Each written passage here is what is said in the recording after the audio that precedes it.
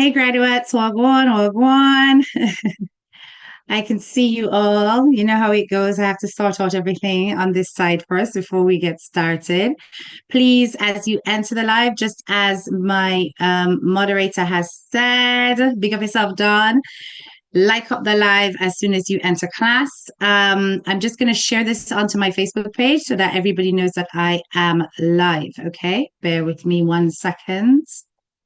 All right, let me just share this so everybody knows.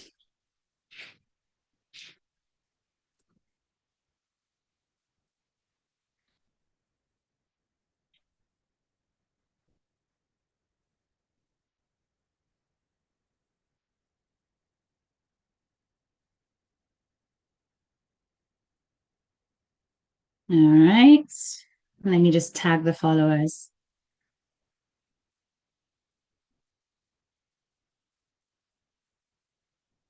Okay.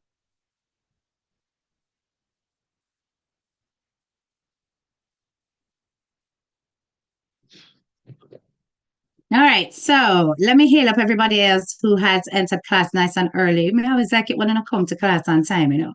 Big up on itself, right? So let me just greet everybody as we get settled before we start this live. Big up yourself, Ashley Bell. I see you, Andreen Ferguson. Howdy do? Pottinger Naturals, big up yourself. Double J, hello from Antigua, big up yourself. King of the South, Wagwan. Yvette Sharp, happy Sunday to you as well, and certainly happy holidays. Double J, like up the live. Absolutely. Yes, I don't want to have to pause to warn anybody to like the live today. Hopefully, people get the message by now. That's something that they have to do as soon as they enter class. Rich Venice, big up yourself. Gelson Nice, Marencha, big up yourself.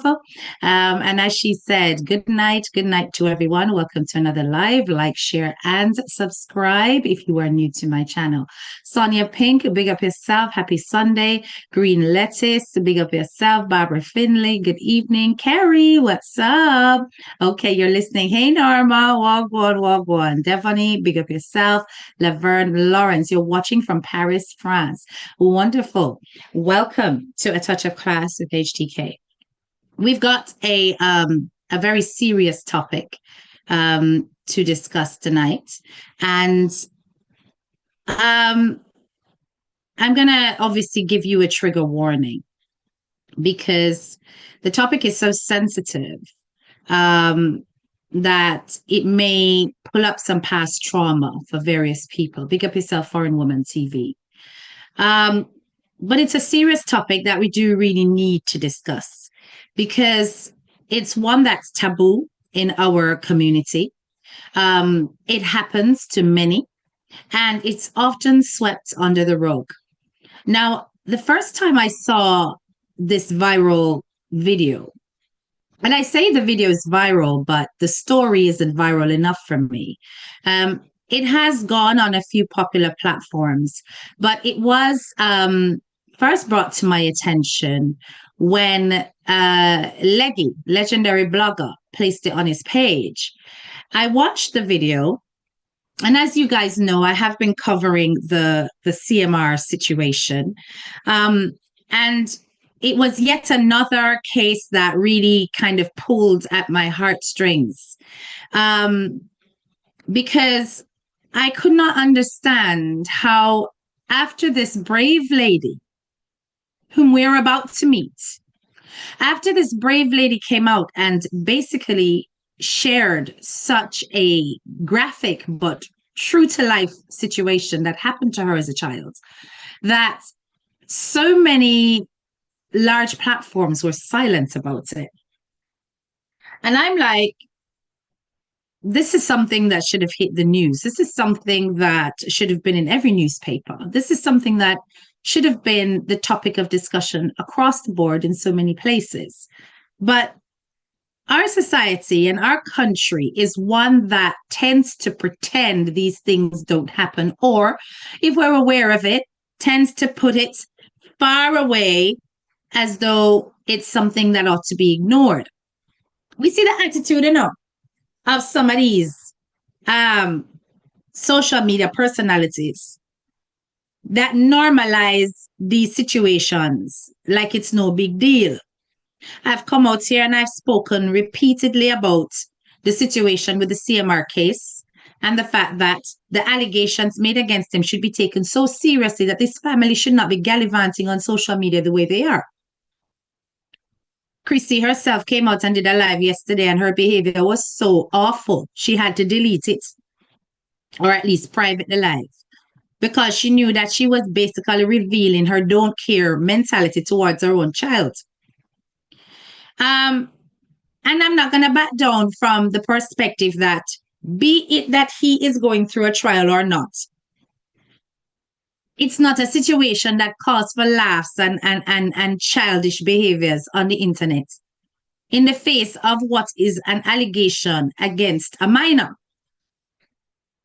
It really ought to be taken so seriously that it's about protecting the children in terms of their image online and also in terms of their reactions as parents to show that they are sensitive to the fact that such an allegation has been made, be it true or false.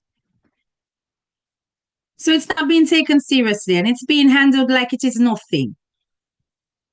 And it's this kind of mindset that silences a lot of victims out there, that makes children not come forward during the time when the situation is happening, and lets it sit and fester until adult years.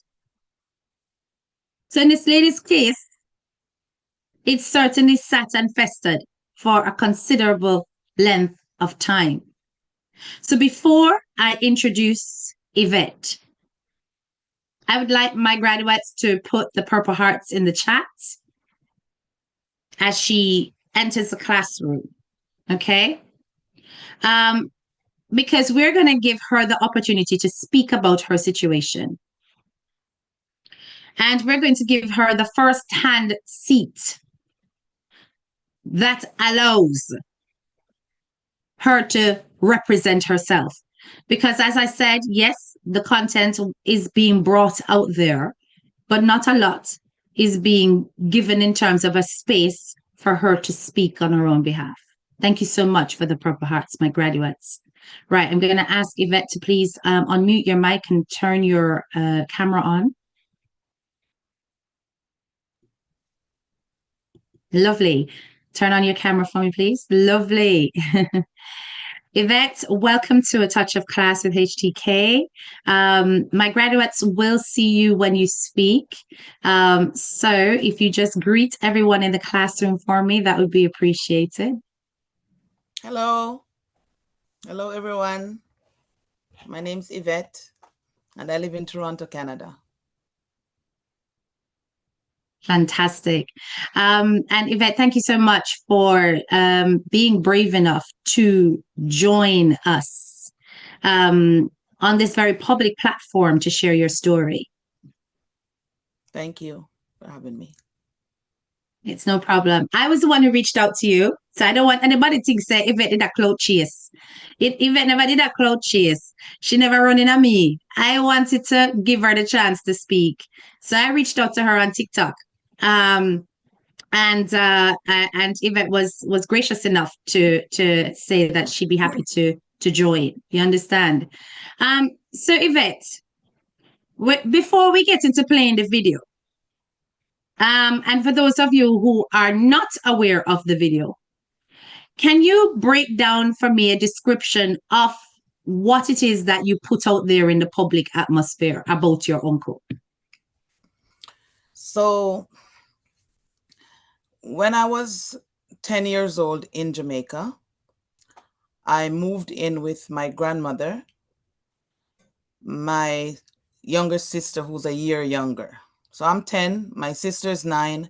My grandmother took us from her aunt who was taking care of us because my mom was already living in Canada.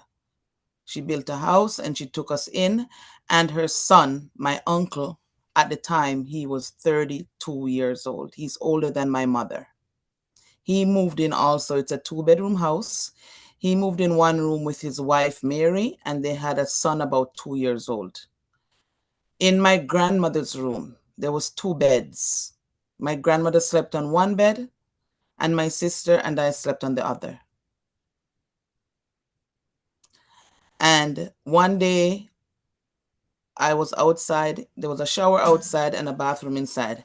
Usually, because Mhm. it's country and we get muddy and dirty, my grandmother liked when we wash off outside before we come into the house. So it was around midday because it was sunny outside and hot. I went in the shower outside and I'm in there showering and enjoying myself. And I I felt something at my neck. I I felt it was a machete to my neck like this. And when I turned Yes. to look, it was my uncle. And he said to me, don't make no noise. Don't make any noise. If you make any noise, me I go chop you and bury you in the Mm. bush. So I Wow. didn't make I didn't make any noise. I just stood there and while I'm just standing there looking at him, he took the machete and them countryman him go like this and put it under him arm. So he's holding the Yes. machete under his arm and he's unbuckling his pants at the same time, pulling down his zipper and Yeah. pull out his sting and start pushing it inside me. And how old were you? 10. 10. 10 years old, 1980. This time, back then they don't tell you nothing. They don't tell you what to expect. They don't tell you, don't let anybody do this to you. But actually, a cousin of mine was pregnant and they told us the baby was going to be delivered by helicopter. Believe it or not. In 1980, yes. Hmm. So can I just ask, Yvette, when this situation was taking place, was there anybody in the yard? Was there anybody present at all, apart from No, him?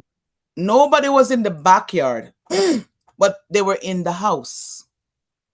His wife, my grandmother, and my little sister, they were in the house. And because of the situation that you were in, you obviously felt that you were incapable of screaming because you don't know if he was going to harm you with the That's weapon. right. That's right. I mean, the fear, and that's why I tell people I live my life without fear because fear cripples you. That's why women stay in abusive relationship, which I never do. Fear cripples you. At that moment, I had a choice: either run and bawl and scream, or shut my mouth, let him do his thing, and live. So I chose to live. Based on the threat he gave me, I chose to live. Yeah.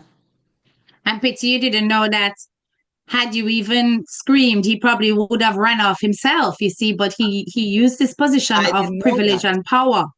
I Yes, didn't he know used that. this, yeah, he used this position of power, his Hmm. age over you as well. Yes, Because he knows that you would have been naive, inexperienced, and fear would have taken hold of you more than anything else. And this absolutely. is what a lot of these perpetrators do. Hmm. They use the opportunity to instill fear. Yes, They give you these threats, be it subtly or directly, to stop you from opening up about what you are truly going through. yes. You understand? So after that took place, When he was it, finished, he yes, walked out. He left me. I stood there for I don't know how long. I was still in the shower until and I mean, he actually finished inside me. So that slime was running down my leg at 10 mm, years old. I can mm, never forget. I had to be cleaning out that slime from under my leg. And then when I finished, I put my clothes on, and some in the backyard was some big boulder rocks in the backyard. I came out, I sat on one of them for a while before I went in the house. right. Yeah. And absolutely nobody was aware of your silence, your absence, nothing, even when you No, were sat there on that rock. no, even if someone passed by, we're always out in the yard. We're in back then kids are always out in the yard doing whatever. We were not in Yeah. the house. We were always outside. So it was nothing strange for me to be sitting out there. Hmm. And then to think that he had the audacity to go all the way It's because he's thinking that you're 10 and your body's probably not even developed enough for you to be menstruating and with the possibility of pregnancy, right? I had Um, I was no, I was not I didn't go through puberty yet. I had no yes. boobs, no pubic hair, no period, nothing yet. I was just a skinny little thing. Yeah. You wouldn't need that. Nobody couldn't even look at you and say that your physical attributes looked more mature than your age. You looked like a typical 10-year Flat, old girl. flat, no, you couldn't tell me different from a boy. Yeah. Hmm. And to think that he found that attractive enough Yes. to do what he did. Yes. Hmm. Now, the question I have to ask you, um, and obviously, if you can't say, you can't say. Do you know if your uncle tried this with any other minors? Absolutely. He did this. This went on with me for 2 years. This didn't stop that day. The following day, he didn't do anything. And then the next day, he grabbed me again and he did it. And so now my silence, gave him more power. So he Yeah, would take me. So remember, I described the bedroom. My grandmother has a bed. There's two beds in the room. So yeah. the bed that my sister and I are sleeping on, like 3 feet away, he would come in and take me over his shoulder, take me out of my bed asleep. I would wake up when I'm on his shoulder going out the room, or when he gets to the bathroom. He would take me he did this to me every day. And in my video, I asked him repeatedly, why couldn't you stop? You did it every day for 2 years, from I was 10 until I was 12, until in my little mind, I thought I was his little friend. So would you say that you started to um develop a kind of trauma bond to your uncle? Absolutely. So you 100%. felt you almost began to feel special because of the Absolutely. attention. Absolutely. He would send me to the shop to buy things. And I even remember one time my little sister said she wanted to go to the shop. And he said no. And he would run her and say no. And I was like happy, like I'm the one he wants to send to the shop, because every time he sent me to the shop, remember, it started out with the threats. Once he saw that he Mhm. had me under control, now it was the gifts, it was the grooming, it was take the Yes. change, keep the change, buy something for yourself. So you go shop, go buy stuff, and then you get change. You can buy bun and cheese and your drinks and whatever, and your candy and sweetie, whatever you want. And when I come back, I would share with my sister, but it was the gifts and the extra treatment, the nice treatment that he started after he saw that he had my silence. He would take me, if apart from taking me out of my bed, like literally every night to go do what he's doing with me, he would, like, if I ever dare go into the washroom, as soon as it would be like he's over my shoulder, he's in there grabbing me, pushing me up against the wall, pulling down my thing, doing his thing, bending me over at the bathtub or the sink. Or if like he was, either either he was Braveheart, he was so brave, or when I think about it, after his wife knew, my grandmother knew, he knew they were turning a blind eye, so he had no fear. They Because didn't this is work. what I'm about to ask you next. How Mhm, is it that the other adults in the household had absolutely no idea that this was happening or didn't see any kind of evidence? If he was so brazen, doing it even in the bathroom over the sink and all of that. I mhm. mean, is it that you were dead silent every time? I mean, let's just say you weren't even screaming out of panic or distress. There were no sounds. There was nothing that could have given it away. Again, I sleep in a bedroom. My grandmother would have had to be dead to not at least one time hear her son come and take me. It's impossible as a woman and as a mother now for me to be in the same bedroom and my children are sleeping on another bed in that room and someone is coming and taking. It's impossible that I never turn and see, that I never hear anything. It's impossible. Impossible. Yes. Yeah. And The his wife, circumstance is so close. his It's wife, like, with him leaving his bedroom with his wife at nighttime to come and get me. How does she not know? How do you not know your man's leaving your bed every night? Yeah. I don't understand. So did you ever, because we know you confronted the uncle. Yes. Did you ever confront his wife? Did you ever confront your grandmother? Was your sister ever aware of it? Because you said you shared a bed with her. Did you confront anybody else to say, did you know this was happening to me? My sister, one night when I came back in, my sister was awake. And she was like literally shivering. And I said to her, I'm tired of this, I'm tired of this. I say, me and you try catch him and make Miss Me. We call my grandma Miss Me. I say, me and you try catch him and make Miss Me find out what I do to me.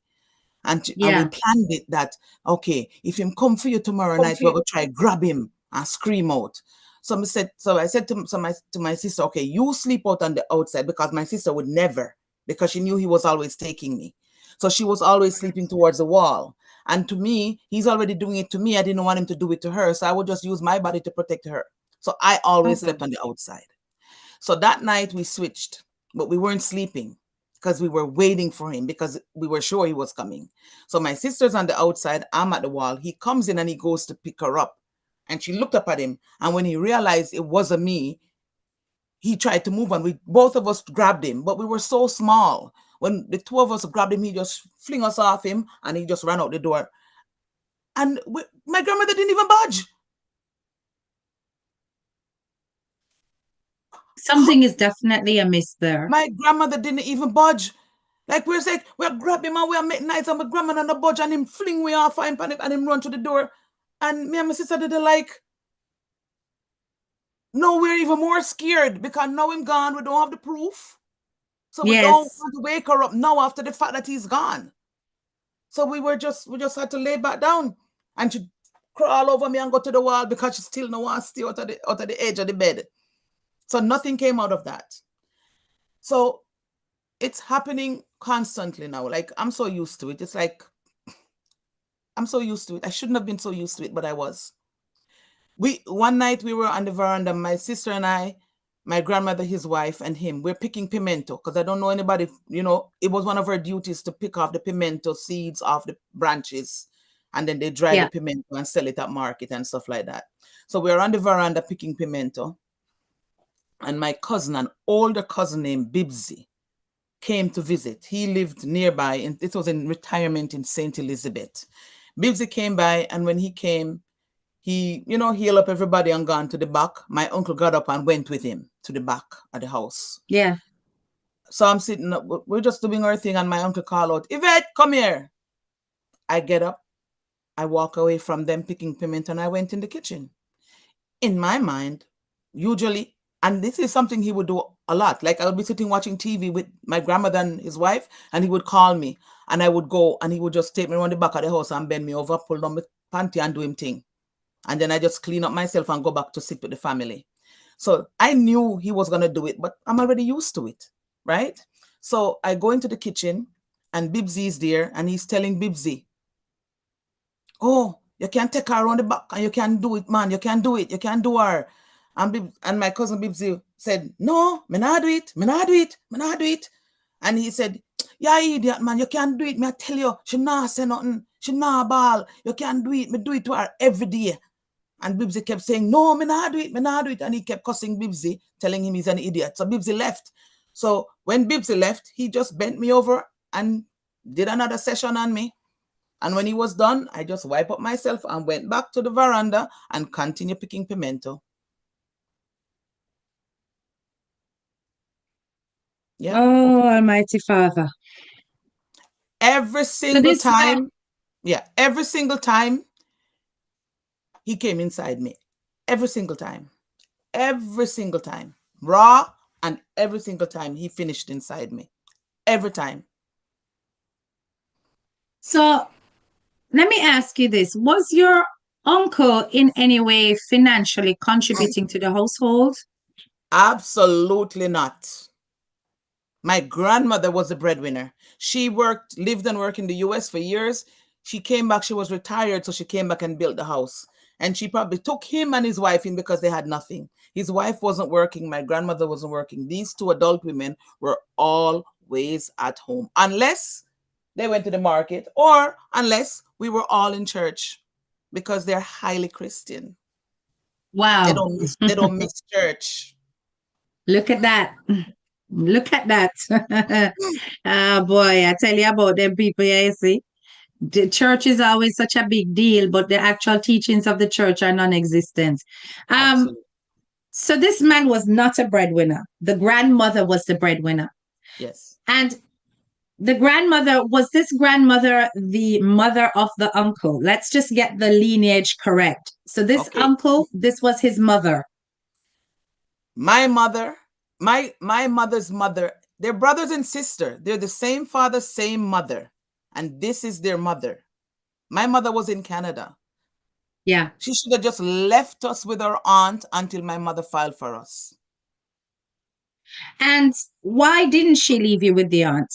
I have no idea. She came and built her new house and she took the two girls. I have an older brother. She did not take him. He was still living just up the road at my aunt's house. My aunt took very good care of us, my aunt Eula. And for some reason, she didn't leave you with that aunt. We She were left there you with with the her. grandmother. We were, when my mom came to Canada in 1974, we went to live we were in Chisholm Avenue in Kingston, 13. We went to Mm. live with Aunt Eula in St. Elizabeth from 74 until 80 when my grandmother took us. And you've got no understanding as to why that change took place. No, nobody tells you anything. You're going to go live with your grandmother. That's it. Yeah.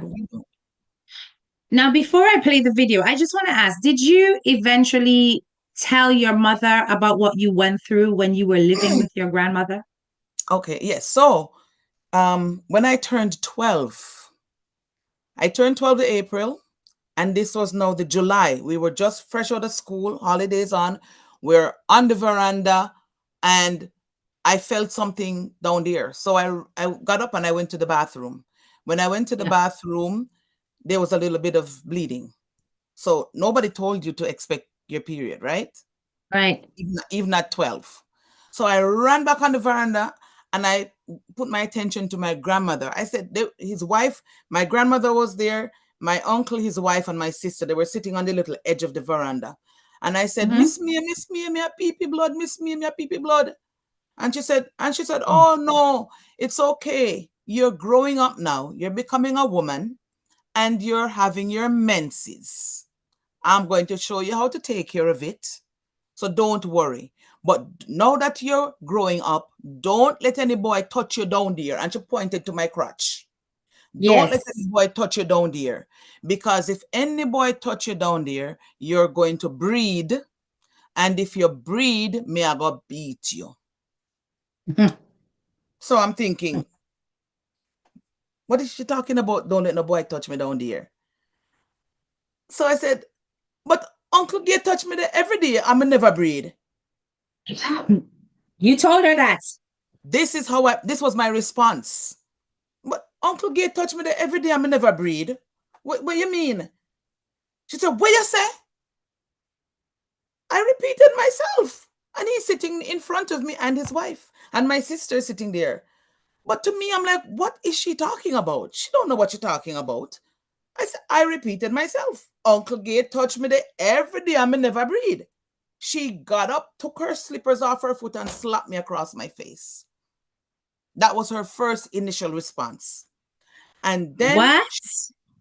yes. And then she grabbed me in my collar like this, and she started punching me and punching me and pounding me and pounding me. And I'm crying and I'm like, I don't understand why she's beating me up. Like, what did I say wrong? This is something me and him been doing every day for 2 years. So what is she beating me for? And then he's sitting there, his wife is sitting there. And in my little brain, I'm thinking, oh my God. I remember when he started and telling me, don't tell nobody. They're not gonna believe you. If you tell anybody, they're gonna send you away to reform school for bad picnic, and you won't see your family anymore. At that moment, I'm getting the thump them and the box them, and she's screaming, "Oh, you want to destroy my family? You tell lie for my son. You want to bring scandal to my family. You're not turning on my house and destroy my family." And I'm thinking, oh my God, how could he be sitting there? He's supposed to be my friend. This man is supposed to be my friend. You do this, me and you do this thing every day. And he's just sitting there looking at me like he must say, "You look up, be yo. I never tell you enough to chat." He just a look at me and his wife is sitting there. Nobody, none of them. I know my sisters. I'm 12, she's 11. She went down on the floor and she started crying and covering up herself like this, crying. I didn't expect my sister to do anything, but I expected that they didn't even try to tell her to stop. They didn't even ask her to stop once. They didn't try to pull her off me. My grandmother beat me until she was tired. She was out of breath. When she was out of breath, she sat on my 12-year-old body on the ground to rest so that she could catch her breath and get back her strength to start pound me again. And I'm trying to get away. I'm trying to wiggle away because them sitting there watching like them watch a friggin' horror movie. They just sat there looking right there. At any time, them could have said, "All right, Miss May, done." You know, when one person I beat the next one, you say, "All right, done." All right, Mm. nothing. Like they were happy that I was getting the beating. And one at a time, I tried to wiggle my way from underneath her and she get up, but she was still holding on to me. And she kicked me. She started kicking me and kicking me, and one of the kick bust my forehead right here. So the blood started pouring out because now I'm hot, Jamaica hot. I'm sweating. I've been getting beaten for like how many minutes? So my body agitated, and that just caused it to just a pour and a pour. It's running down my face. It's on the veranda floor. It's on my clothes. I I just barely could have wipe it out of my eye a little bit. And again, when she start get tired, I get away from her. I'm running to the house and running to the bedroom that we shared. While I was trying to turn on the light switch, my bloody hand, my red handprint full of my own blood went on the wall. And she later on, when she saw the handprint on the wall, she said, "I'm going to leave that bloody handprint on that wall. So for the rest of your life, you will remember when you tried to destroy this family," she said to me.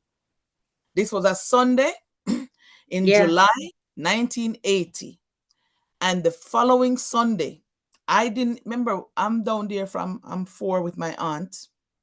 I didn't even know I had another grandmother because they didn't let us see nobody. She brought me the following Sunday, pack one little bag, and me and her went on the train. If anybody remember when train used to run to Jamaica in 1982, them time there. Yes, She, man. Yes, man. yep, she took me on the train and we went to Kingston. And she said, "You're going to your father, mother, you're going to live with your father, mother, because you're not staying in my yard and destroy my family and bring shame to my family." And she brought me to, it was Bowens Road, off Walton Park Road, between Walton Park and Crescent Road. And she brought me to my grandmother.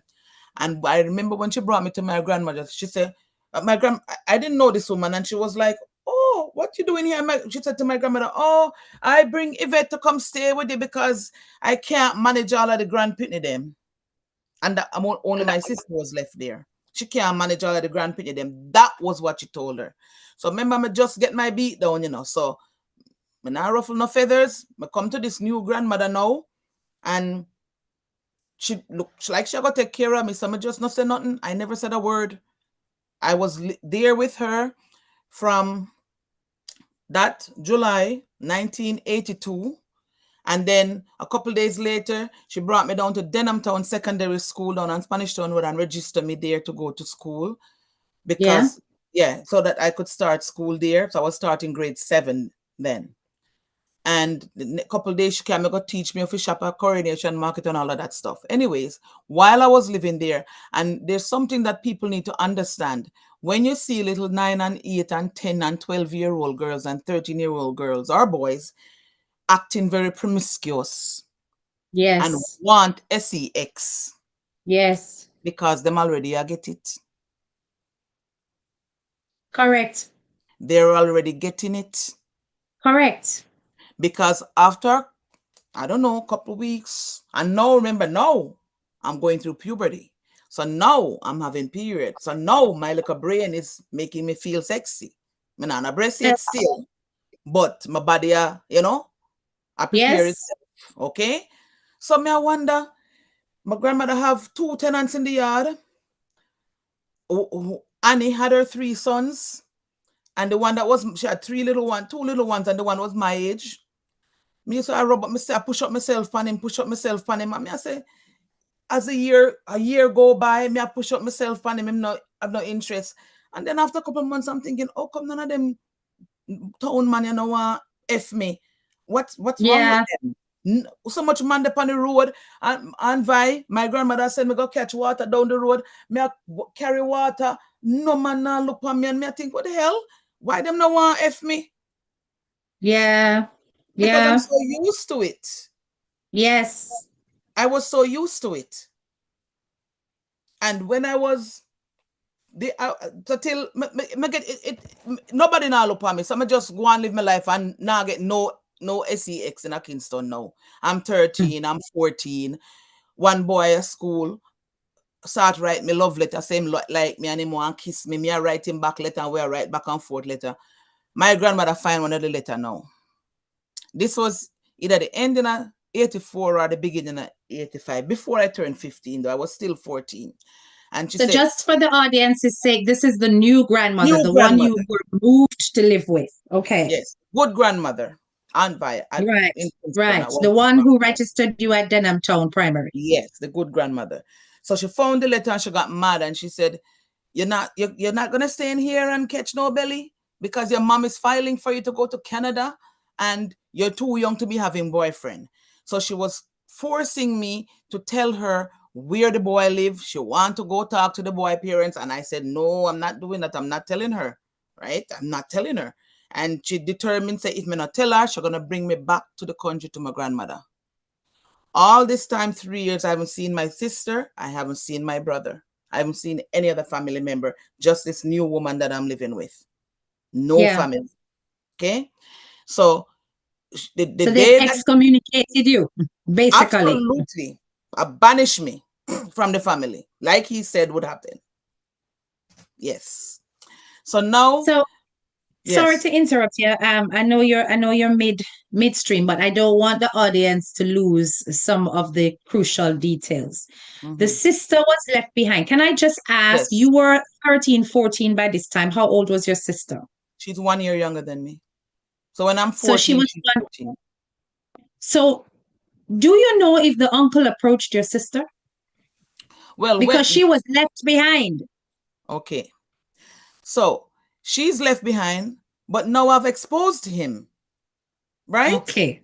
So if I Okay. exposed him, are you telling me that still? I know my grandmother didn't believe me because of her reaction, but now his Yes. wife knew. His wife Right. knew now. She still lived Right. there with him. And my sister, so in my mind, I'm in Kingston, I'm thinking at least Mary is going to look out for her. I wasn't trusting my grandmother to look out for her, but all No. the time I'm thinking at least Mary now knows what her husband's doing. So now Mary Hmm. will look out for her. But Yes. yeah, so my grandmother actually brought me back there when I was 14 going on 15 that day. We took the bus and she brought me back there because I was determined not to tell her who the boy was that was writing the letter. When we got Yes. there, he was actually on the veranda. And I said to my grandma, I said, Mr. Anvi, I tell you about what you RAP me. I said, Anvi, please don't leave me with him. Don't leave me with him. I tell you about. She didn't believe me because guess what? The whole 3 years I was with her, I never told her. I only told her after she found the letters and when she was going to, said she's going to bring me back. I only told Yes. her she wouldn't bring me back. But how could she believe me? Right? So she left me. I walk in past him. I went into the kitchen. Now I'm almost 15. So now me have titty, me fully developed. Would you believe I go into the kitchen and get piece of bread and me I mix some sugar and water to get something to eat? Would you believe this man had the audacity to come in the kitchen and reach for one of my breasts What?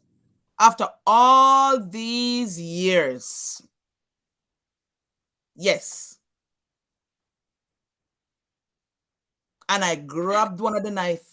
I grabbed a kitchen knife and I said, You really think, say, you can't F me like you used to F me before? I say, you're a madman. I say, at Denham Town School, me go. We have to fight every day, because when Rima boy, them and Tivoli boy, them a look we, and for them girlfriend come 5 and 6 strong for beat, we have to defend ourselves. You understand? I say, oh, and him, so him start back up him and I go like this. So you have titty now. You have titty now. And you there town, make the town boy, them a F you. So you think you're bad. I say, no, I don't think me bad, but you will never F me again.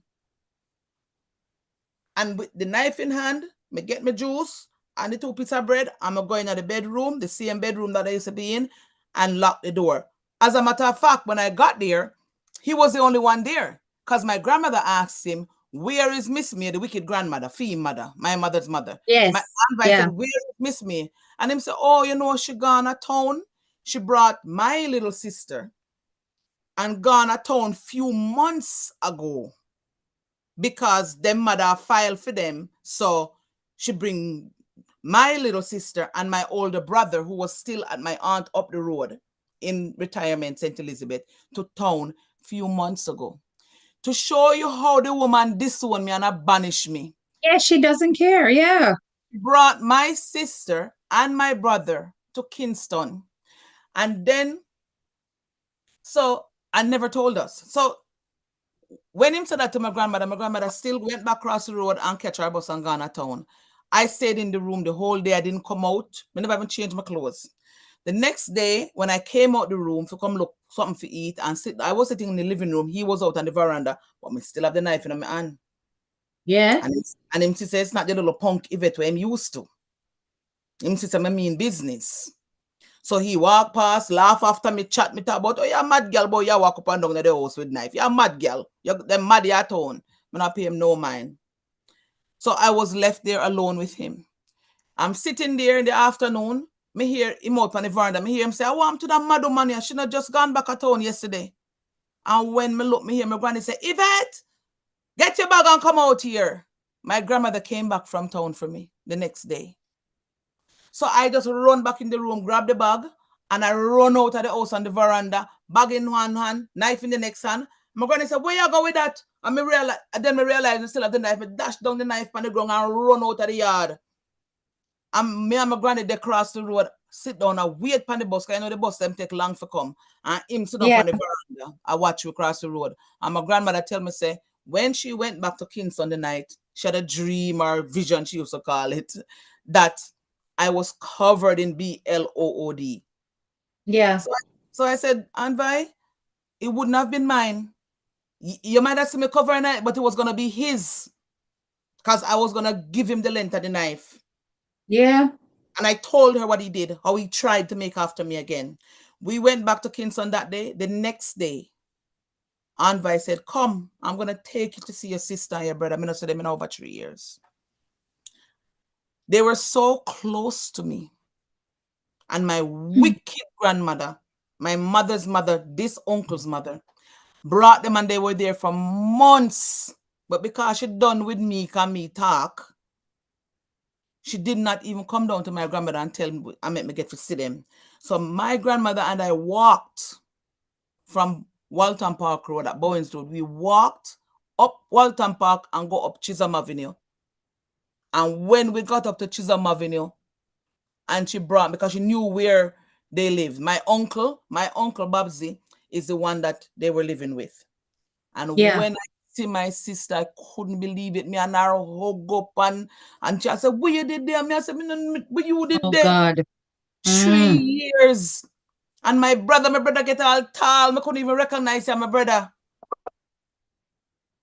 My brother get all tall and have all moustache and I grow a beard.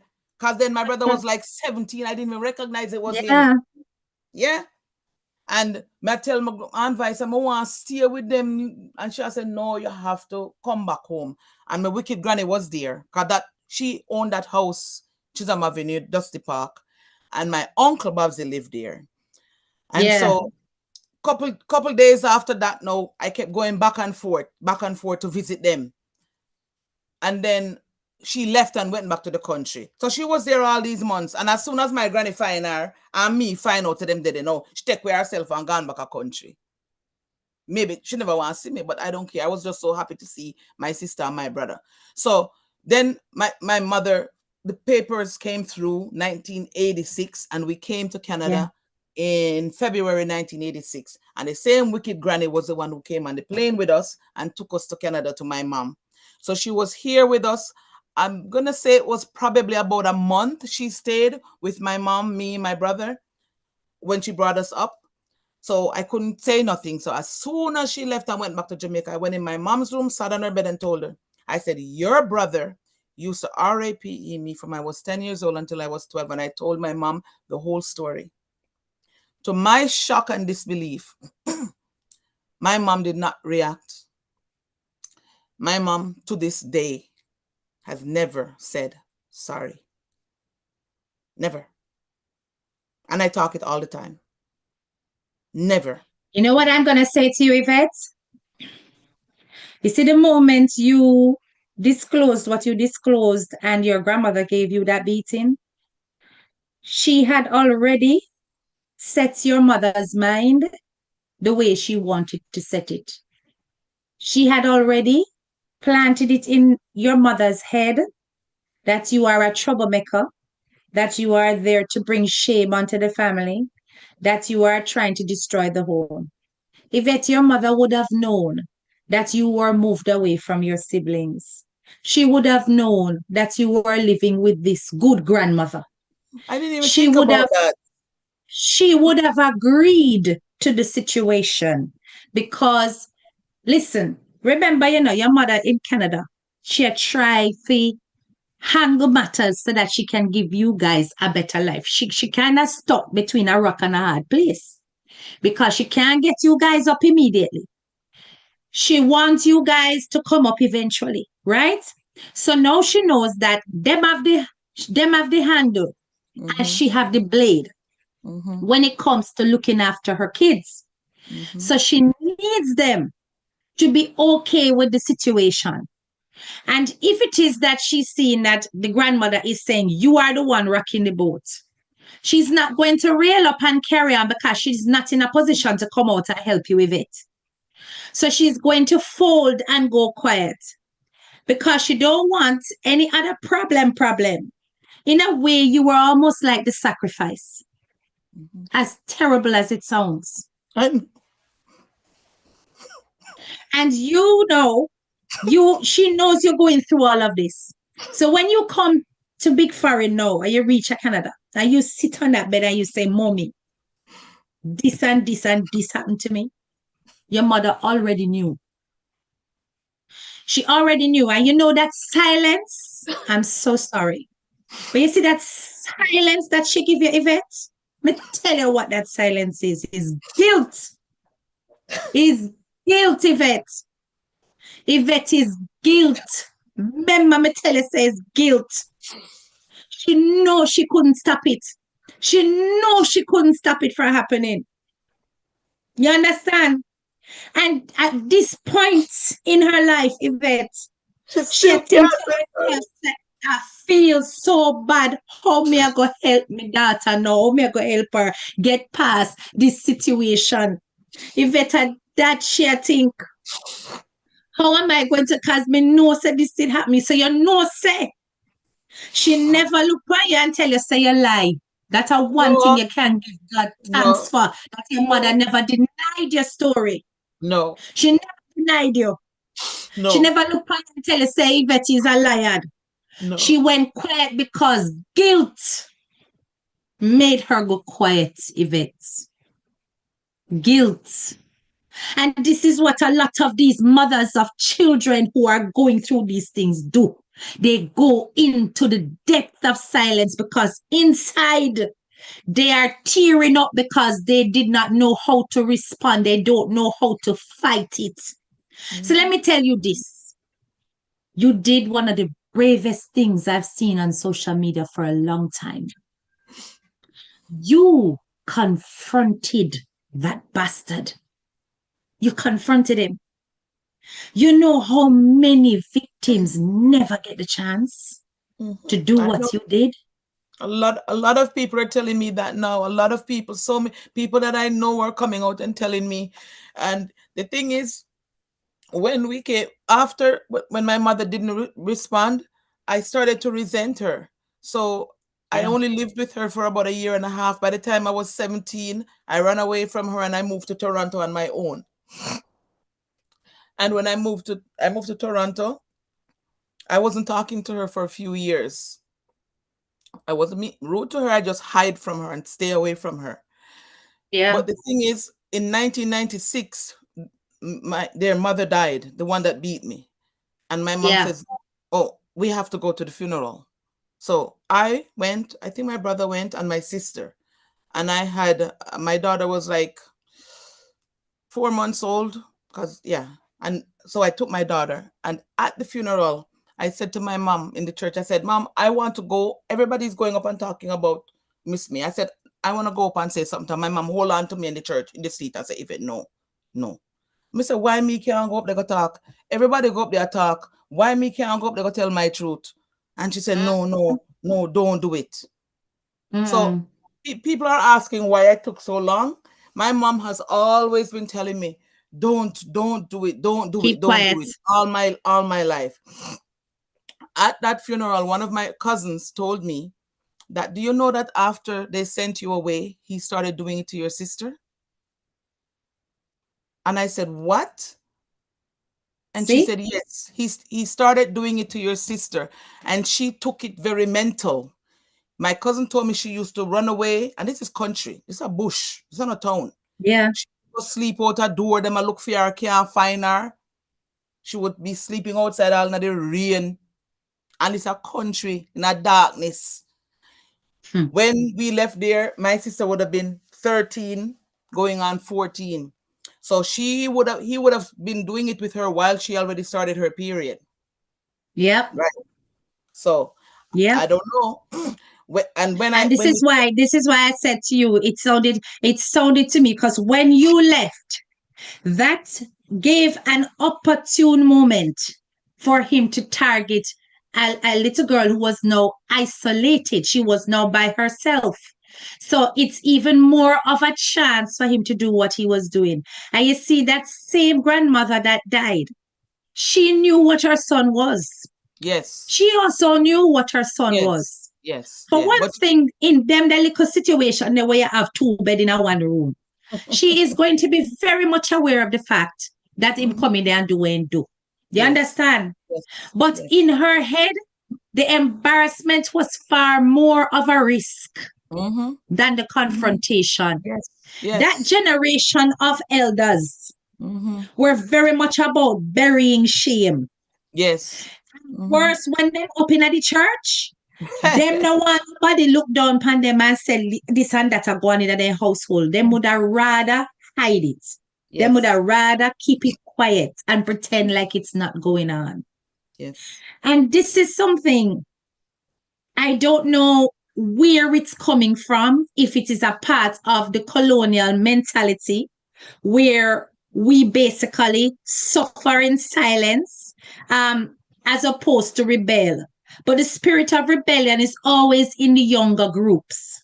The mm-hmm, younger you are, the more rebellious you become. mm-hmm, And while they themselves may have been about silencing the victim, mm-hmm, eventually pressure bust pipe and mm-hmm. the victim has to speak. Absolutely. Now, you have taken a very brave step, and I think now is an opportune time to Mhm. share that video, um, And, to and show people that you were able to do what a lot of women only wish that they could do. and I'll tell you Um, what I'll yeah, tell you why I went for that video now. Because my sister who lives in Toronto has been sending me death threats rapidly this year. She did it. She's been threatening me from 20 something years ago. We've have a very bad relationship, and I've just very bad relationship in Toronto for all these years. She's been just dragging my name for 30 years. And this year, she's been sending the threats rapidly. And in November, one of her friend came to me and told me, be very careful, be vigilant. Like she is out of her mind, talking about how she's gonna with a knife, and then she's gonna run to the police station and tell them she's crazy because she was abused as a child. She's also been telling people recently that my uncle used to RAPE me, and I ran away and left her for him to do it to her. Oh gosh.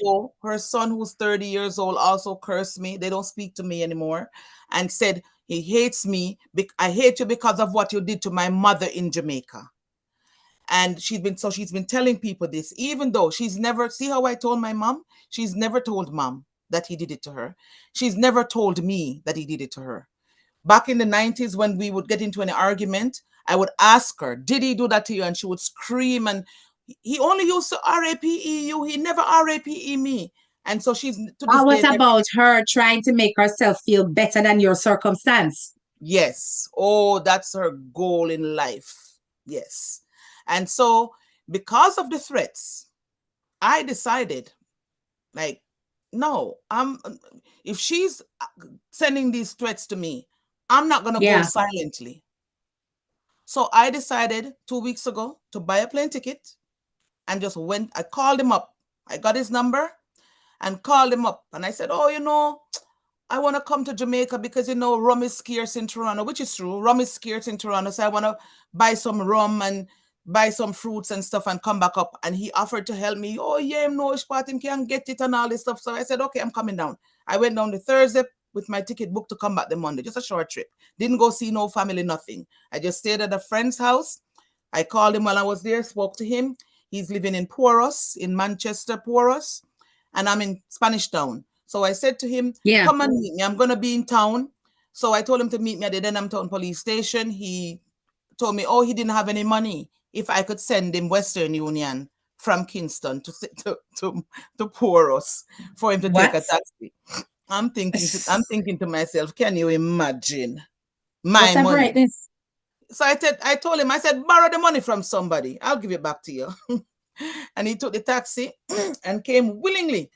I picked him up right at the door. We at Denham Town Police Station. He came in the car. My friend was in the front seat. I dropped off my friend. And then I told him, come around the front. Where are you going to talk? Well, let's talk. And he came in.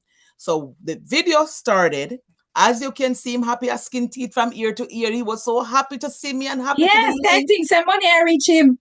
Happy forget back the link. And I say, yeah, man, a long time we no link. And he must say, oh, but when you carry fruits to America, you have to peel it. And I say, he must say, if I peel it for go Canada. And the video started by me saying, no, that's America, you have to peel the fruits. When you carry go Canada, you don't have to peel nothing.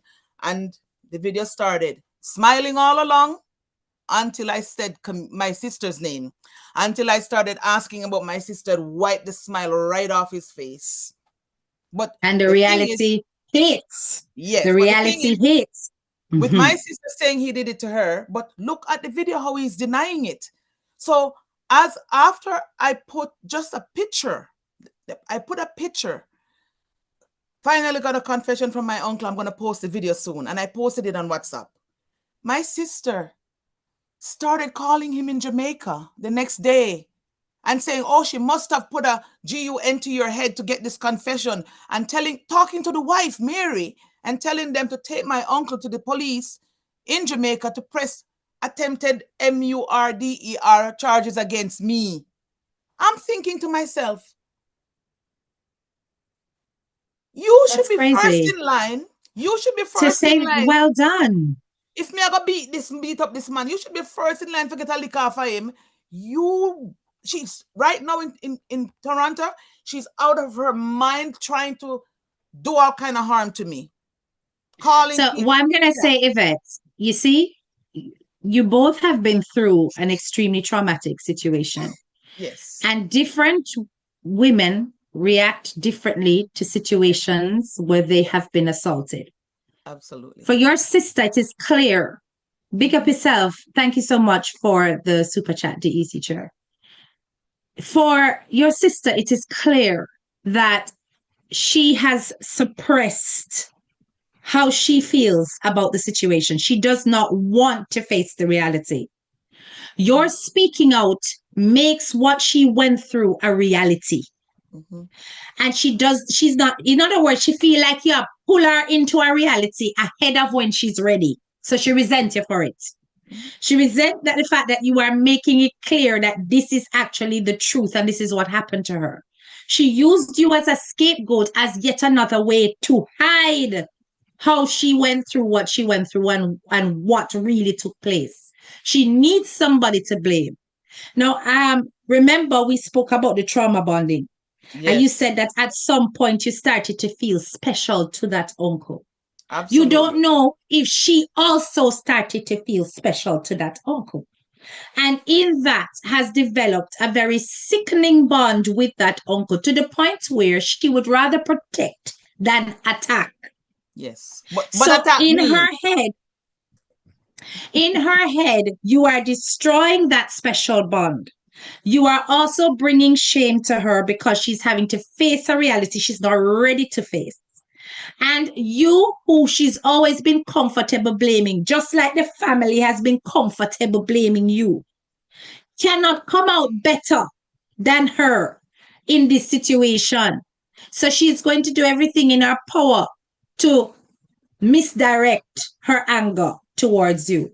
You have to pity it, but you also have to be careful. Very Because if careful. she is making those kind of threats, you need to take it to legal grounds and Yes. protect yourself. Be Mm-hmm. very careful. I would never caution you any other way, as I Mm-hmm. would anybody else on my platform who has received any kind of threats against life. You must take it to the police and protect yourself. Yes. Because at the end of the day, once those threats are being made, you cannot just allow her to be able to act it out. And you have done nothing in protection of your own life. We are That's living right. in serious times, and you're seeing what's happening on social media in our Yes. diaspora. At Yes. the end of the day, this is your real life situation, and both of you are in the same country. Thank you so much, Same Kiki Brown. city. Right? So you have got to be careful. I'm going to Yes. play the video now. I'm going to ask you to mute your mic and take your video off. So turn off your video. That way we minimize how many things are on the screen. And then I'm going to share my screen. I'll be sharing your TikTok. Do you mind?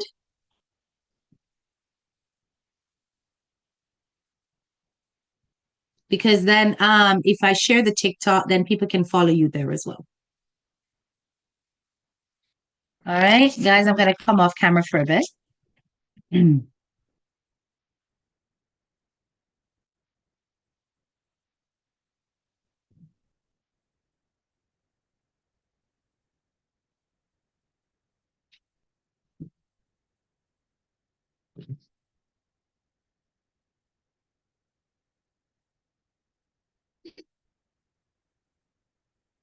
Okay, give me a thumbs up. Graduates, if you can see my screen, please. I'm just going to make sure that I am fully connected to.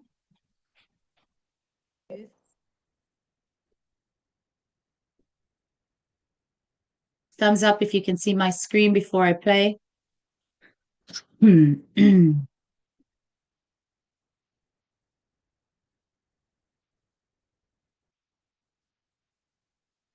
Thumbs up, thumbs up. Thank you. Just making sure you can all see. Brilliant. All right, let's go. But then, no, all these years with the share tell people that she hate me and say no wicked. I'm always ask the people then. But say when Camille telling her that she hate me, why you don't ask her what she hate me for? Yeah. What is it that she hate me for? Nobody now ask her what she hate me for. And she can't say because you that's why you it's nothing wrong. She can't not say. No. She can't find no bad to say because you do this. No, so nobody now ask her why she hate me. You understand? But I mean, just God turn my mind from that. You know what I'm saying? She look and I'm not about the teacher. You can tell about teacher. I'm not everything is happening. Yes, no, but I think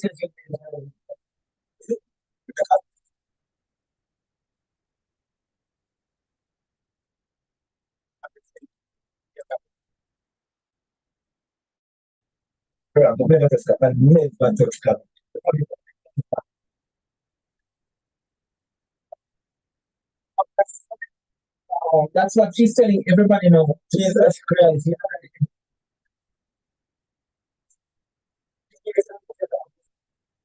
Don't talk to me now. Me not think of her. I don't think of her number.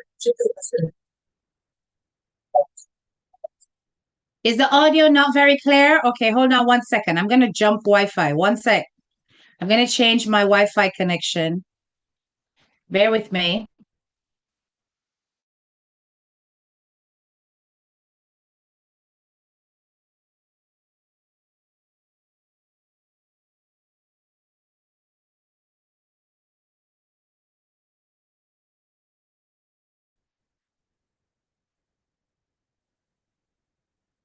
Hold on, guys. It's coming, okay? I'm just changing my Wi-Fi connection. And then we'll start again. America, everything of it. But yes, I 2 million still sex me so as a little girl. I think it's so Hold on. those child is that because call her mother and she had big to her mother and she yes, yes. No, I don't know her, none of that. I didn't have a sister. Yeah, she and she hardly talk to mom. And she ready to argue with mom. She talk and then she call her. Yeah, she hardly talk to mom too. And so I yeah.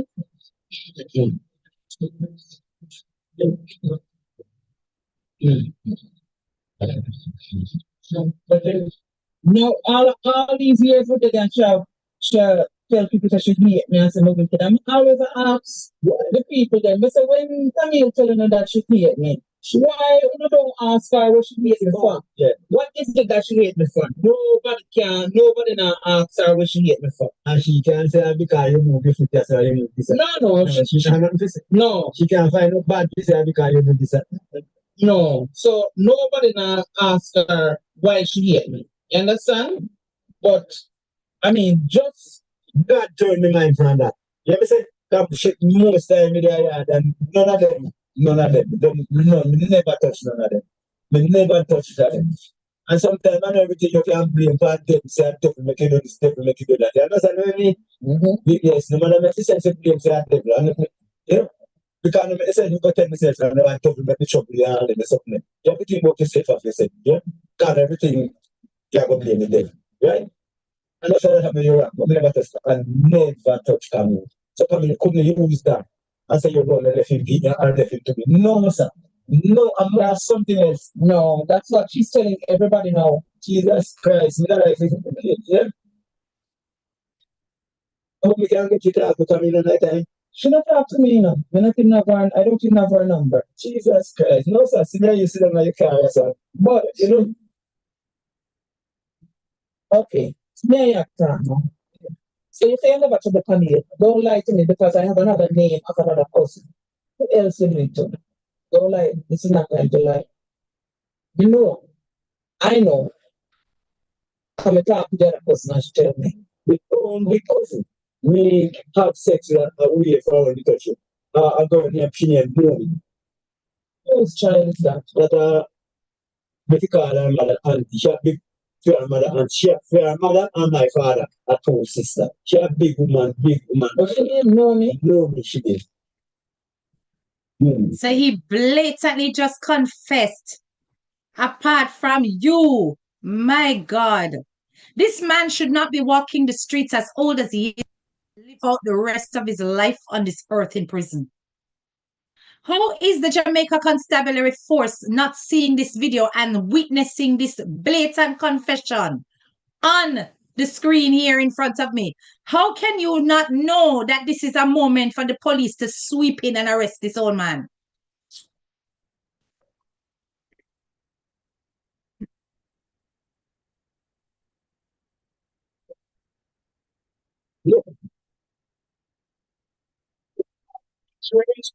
Okay.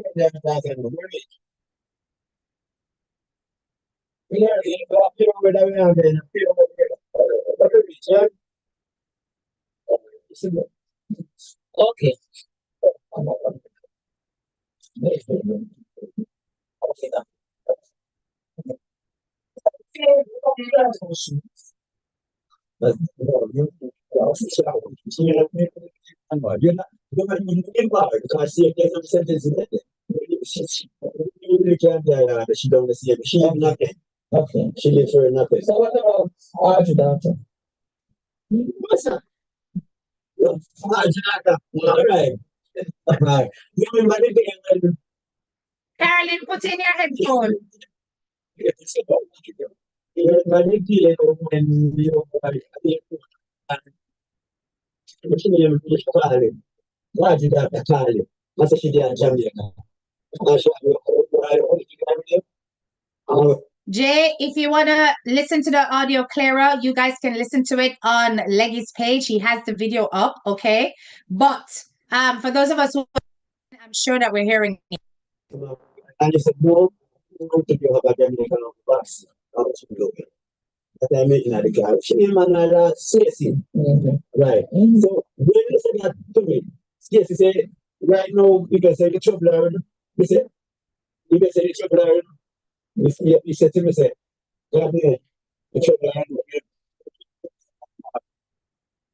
He said,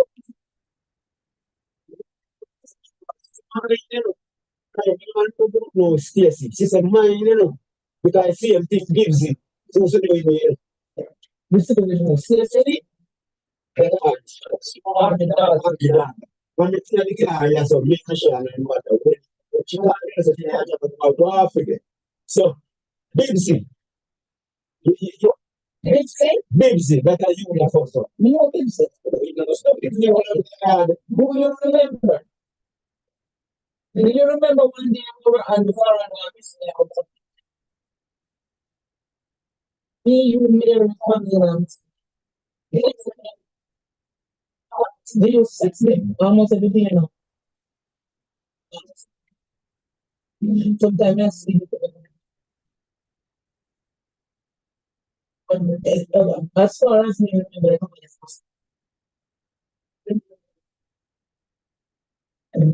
sometimes they go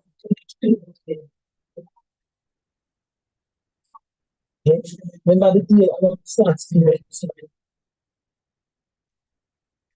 but then it started, then they forgot. Show you 6 seconds.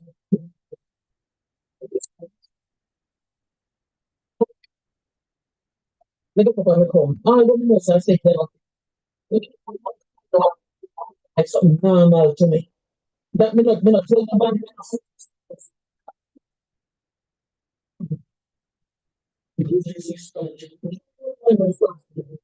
You know what old people say? Push it a bush no be back. The first time I'm outside of the bathroom. Yeah, come from another bush. And then you don't know the shower. Get married and you come to the bathroom. You come in the me, I put the machine. That was the very first time. I mean, you just face, you just hold me up against you. Intercourse makes it.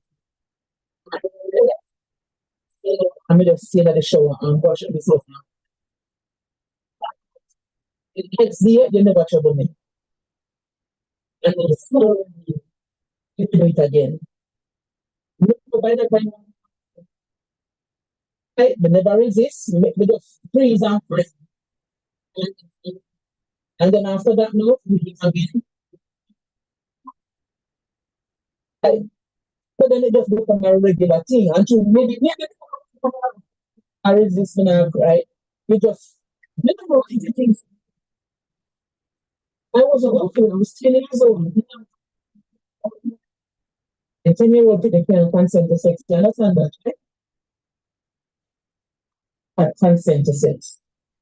right? And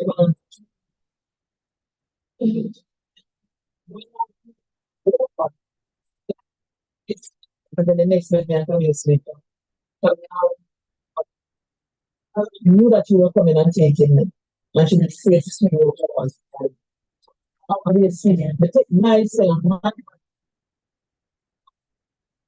the edge so that you don't take she. I you take me, you pick me up over your shoulder and come in back. Firm in me all the time. Ejaculate inside me as a 10-year-old child. I have to clean up. I'm 54-year-old, I'm going to turn 55 next year. I'm I know because I have sex with a man and love. We can have sex with him. Love and sex don't mesh for me. Marriage doesn't happen to me because at the time you take my virginity, important to me. So I'm going to see the importance of it. Young men never change. What is it? What is it?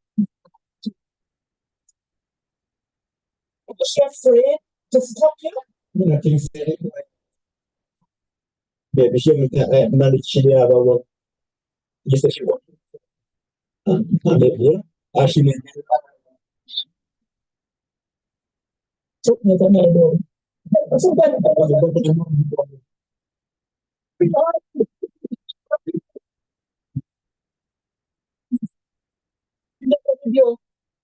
oh, the chick, I got the man now. If not, the man come out of the bed at night. Yeah, take me to my bed at night time. It's not now. Imagine say, not long and he shall have family also. But anyway, no, that's what I'm saying. But the first time she after me get beaten and said, what she said to you? Yeah. And I must be fine. Like, this is like, I remember saying, no fun. Yeah. I mean, accidentally when we're ready for outside. Yes. I don't know the day. Yeah, but when you take things on, no. 3 years later, I'm getting 283, 84. I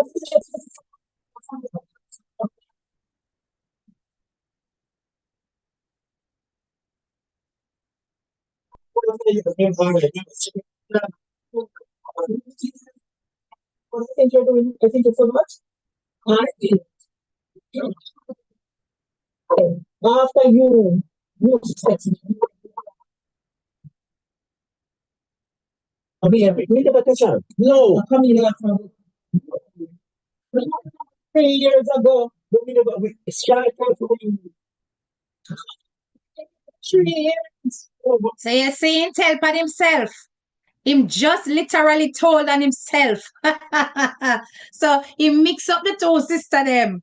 And him confessing that he actually had relations with the sister. I'm not going to play this much longer because obviously the audio is not brilliant for some of you.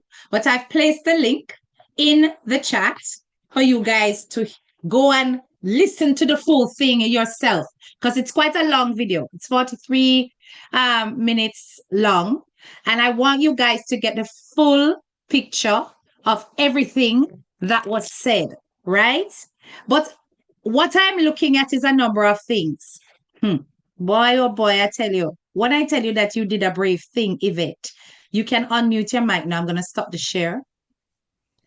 When I tell you that you did a brave thing, you did a brave thing, and you can put your camera back on.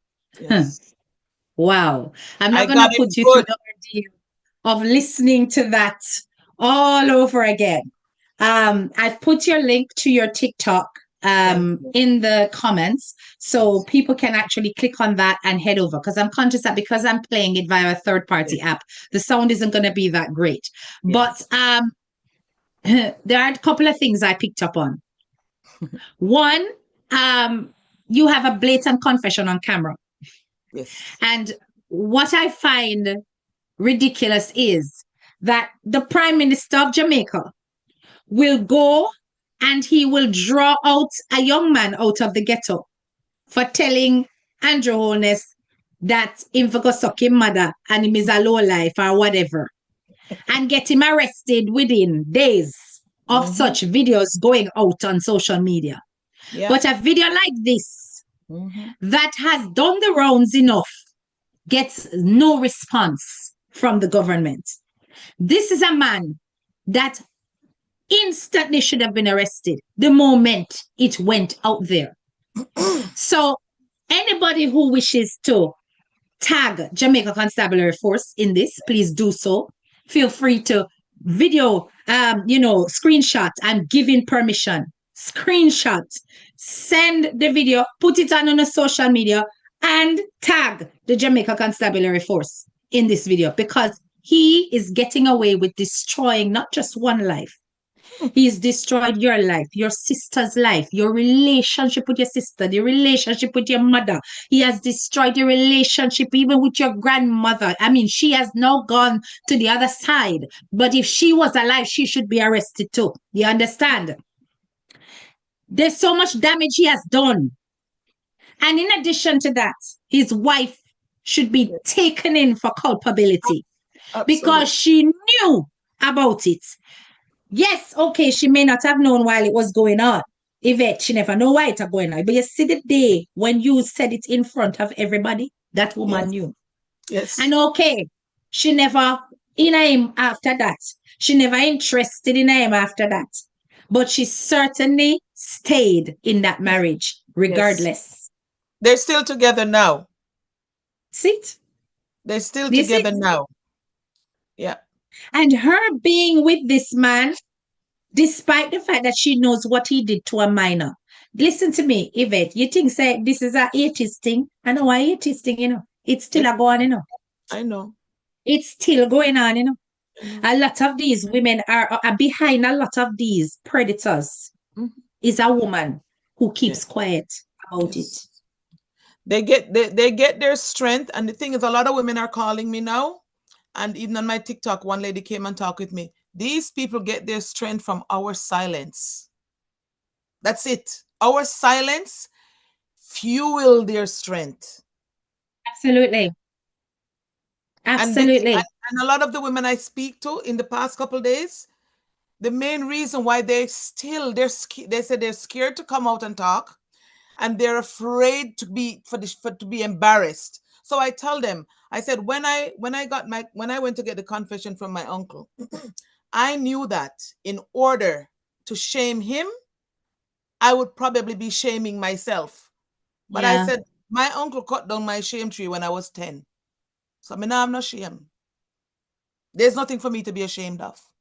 I did nothing wrong. There's nothing for you to be ashamed of. Nothing. Nothing at all. And you never shamed yourself at all. You have come out of this with victory. Yes, you are not a victim. You are a victor of your circumstance. Why? Because you refused to be imprisoned by silence. And this is what these predators expect. They expect that you never confront, you never speak up, you never make it public. They rely on your silence to keep them in some false sense of security that they can carry on getting away with this and live out the rest of their life in peace on this earth.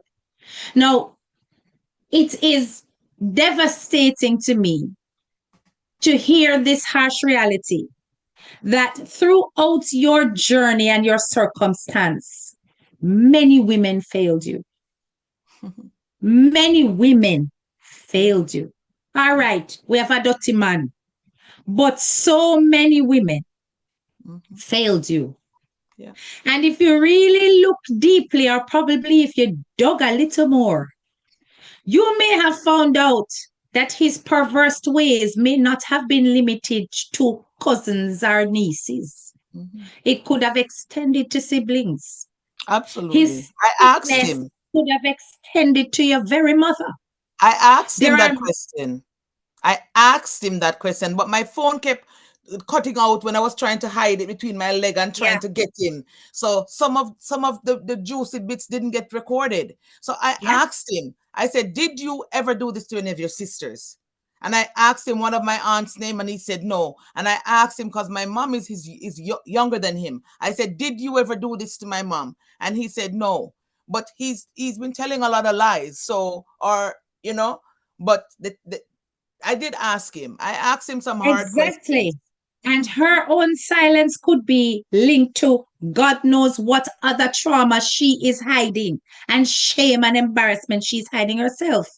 So I'm saying that a man that is this sick because he was so persistent with his behavior, Yeah. he was very good and adept at lying to those people who were around at the time. You Mhm. don't even know how many lies him tell that grandmother to make himself look as though he was innocent, even though she knew, be it deep down or right in her face, she knew. He would have lied to her and told her all kind of things and said, "No, sir, I would have never." And she threw herself at me. And you don't know what else he told the girl, the wife, to put them into this mindset that you are the problem. And these women fall for it. Fall Well, for it every time. right now, since my sister started calling them in Jamaica, the whole family in Jamaica, not one, the only person who has told me that they're sorry about this is my brother. Not one. And I have several aunts and uncles and cousins back in Jamaica. Not one of them had said they're sorry. Actually, I got on a WhatsApp call with a few of them, and one of them said to me, this was a few days ago. This was before I put out the confession. So they didn't see his confession yet. And one of them said to me on the phone, even if he did that to you, he is still your family. So why would you want to hurt him? Yep. Oh my God. Yes. And what I've done a few days ago, I said they've had a week. They've had a week since I posted the video. And since no one in my family has reached out to me to say, "I'm sorry he did that to you," I blocked and deleted my entire family in Jamaica from my phone. I have one aunt and my mother who I didn't block yet. And I said, I'm going to give them 2 more days because neither my mother, nobody has said sorry. I'm giving them a couple more days and then I will block and delete them from my phone since this is the way they want it to be. And what people need Yeah. to understand is I would have been safer out the street because no stranger ever touched me. I lived with Yes. my boogeyman. The danger was Yeah. in the house. Your house. And I that's didn't need to usually go where it is. I didn't need to go outside. And from the people that I've been talking to, because so many women my age, one lady 72 years old, that told me that, oh, they used to do it to her. The most common that I'm hearing from people are stepfathers or mothers' Yes. boyfriends. That's the most Yep. common in the household. Stepfathers or mother's boyfriend, followed by uncle is number 2. Jesus. Then brother is number Brothers. 3. Yes. Older brothers, cousins, and then biological fathers Jesus. getting their actual daughters pregnant. And the mothers and the stepmothers and the grandmothers and the aunties are having these little 12 and 13-year-olds aborting the fetus to cover up. This is Jamaica. Yes, That it's is right. worldwide. It's worldwide, but this is our Jamaica. Yep. That is right. That is right. And I know that a lot of people are going to think that, no, this is too extreme. This is drama. And I don't think you guys realize that there are women who are walking around with these traumatic memories on a day-to-day basis that are right beside you in the workplace, that are on the end of a phone, and you're thinking you're just talking to a normal woman and you don't know what they have been through in order to present the way they present. And because we've been taught to be quiet about it, we've been taught to be silent about it and not to speak out. And when I see situations that are taking place even now on social media, where because a family is popular and because a family has money and because a family is in the limelight and their stepfather is being arrested for allegations of molestation, and instead of people stepping back and saying, what the hell, everybody's like, the child must be lying. I say to myself, these people are sick. Why would you go instantly against a child who has opened up about a situation? Now, I'm not saying situations don't exist where children lie, but you have demonstrated that you didn't lie because you confront the man and the man confess. But it's going to take that level of shame for some of these men to be brought to justice. Because when you're a child, you feel powerless. But when you're an adult, you cannot be silenced unless you choose to remain so. Mm-hmm. Yeah. And this is the thing, more women need to speak out, call their names. Because there are so many who still walk around as though they are normal men, and they bring across as though they are respectable people in their community. Some of them are walk around in a suit. Some of them in some tapanarist position. And they continue to live a lie. And they leave many damaged little girls in big women's bodies in their wake. And nobody's doing anything about it. I do not understand how the Prime Minister can see a video of a man disrespecting him and that man get arrested within days. And something like this is presented on social media. And nobody in position of power and authority wants to take a stand. We live in a country where the sex registry, the sex offenders registry is private. The public can't see if one pedo they down the road or around the corner or right beside them. They will never know. And so these men are allowed to gallivant and destroy other girls' lives. And then you carry the scars forever. Yes. Forever. Because no amount of arrest can get rid of the scars that you carry. Nope. The memories that you carry, how it distorts your view and perspective about relationships, your own intimate experiences. What people need to understand, you know what? I think when they change, when people do this to children, when they took out the word RAPE and they changed it to molestation because they want to soften the blow. Yeah. And the public. They want people to think, oh, maybe he touched you here, maybe he touched her there. No. He took out his manhood and he inserted it aggressively into my 10-year-old body and finished a inside 10-year-old body that didn't even look like a woman. That is the thing. It's even worse because it's developed. Like there was no element of temptation. If I wasn't wearing a dress, you would think I was a little boy. Okay? Yeah. So it's not molestation, it's not touch, it's not play with. People should grow up to have their first experience be someone they consent to. Yes. Not a machete to them neck and by them uncle, not by their mother's older brother. A 32-year-old young, strong, fit countryman. We are eat yam and banana and cocoa and dasheen. When I feed pa McDonald's have some strength there. We all know. And that was my first experience and my daily experience for 2 years. So people who are going to say something negative need to get this picture in their mind. That's why I don't candy coat it. Yes, yes. And that's one of the reasons why when I played it, I said, I'm not going to edit this. If anything, when I go private, after the end of this live, I'll take out certain bits that I know that YouTube will flag. But I am not going to sugarcoat it either because you never sugarcoated it. This is your raw truth. And it's Yes. important that people understand the gravity of the situation that you were in and exactly how careless and just complete disregard for you that he had. He had no regard for you at all. And to think that he not just did it once, he did it repeatedly, and then he started to actually try and pimp you to your cousin and to other relatives. Mm-hmm. You understand? And this Mm-hmm. man is walking around Yes. in our Yes. island.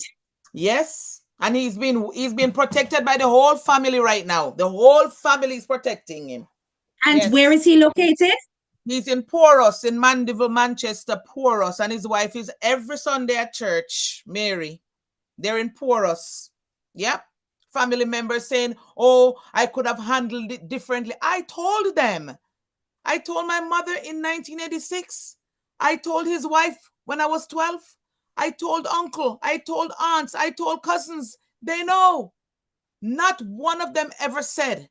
And the many times I've been to Jamaica, because I used to go to Jamaica regularly, the many times I've been to Jamaica, none of them ever said, come, let's have a meeting. Let's sit down and talk to him. No, no. So nobody can tell me how to go about this now. I did it my way. And you were very right to do it the way that you did it. Yes. Because the justice that you get, it may not be legal for now, but it's certainly social justice. Oh, and yes. as this word goes out, it's definitely going to hit those church members' ears. And it's definitely going to go out throughout the community.